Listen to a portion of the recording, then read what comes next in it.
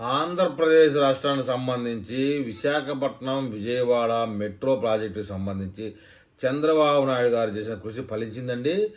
Visakhapatnam, Vijayawada metro ప్రాజెక్టులకి ఇవాళే టెండర్లు ఖరారు చేయబోతా ఉన్నారు. ఏపీలో అయితే కీలకంగా మెట్రో ప్రాజెక్టులకు మరో ముందడుగు పడిందని చెప్పాలి. విశాఖపట్నం, విజయవాడ మెట్రో రైలు ప్రాజెక్టులకు శుక్రవారం అయితే టెండర్లు పిలవాలని రాష్ట్ర ప్రభుత్వం నిర్ణయించింది. ప్రాజెక్టుకు వ్యయం 40% పనులకు తొలుత టెండర్లు పిలవనుంది. మొత్తం 21,616 కోట్లతో ఈ రెండు ప్రాజెక్టులు అంటే విశాఖపట్నం, విజయవాడకు సంబంధించి టెండర్లు అయితే ఆహ్వానిస్తూ ఉన్నారు. విశాఖ మెట్రో రైలుకు 11,498 కోట్లతో, విజయవాడ మెట్రోకు వచ్చేసి 10,118 కోట్ల రూపాయలతో టెండర్లు పిలవనున్నారు.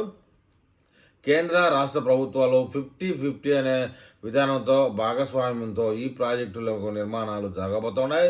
విశాఖ మెట్రోకి రాష్ట్ర ప్రభుత్వం వాటా కింద విఎంఆర్టీఏ నుంచి 4,101 కోట్ల రూపాయలు ఇవ్వాలని నిర్ణయించారు.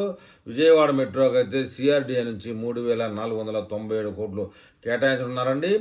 ఈ యొక్క ప్రాజెక్టు విశాఖపట్నంలో కానీ విజయవాడలో కానీ కలిపి 3 సంవత్సరాల్లో మెట్రో రైలు పరుగులు పెట్టి ఏ విధంగా తీర్చిదిద్దాలని చూస్తున్నారు. 3 సంవత్సరాల లోపలే ప్రజలకు అందుబాటులోకి వచ్చి మెట్రో రైలు సేవలను అందిపోతుందట. ఏది ఏమైనా చంద్రబాబు నాయుడు గారు వచ్చి 1 సంవత్సరం అయిన సందర్భంగా అంతలోపలే విశాఖపట్నానికి, విజయవాడకి మెట్రో సేవలు అనేటివి రావడం చాలా సంతోషకరం. మరి ఈ విషయంలో మన ఏపీ ప్రజలు ఏమని కామెంట్ చేస్తారో చూద్దాం.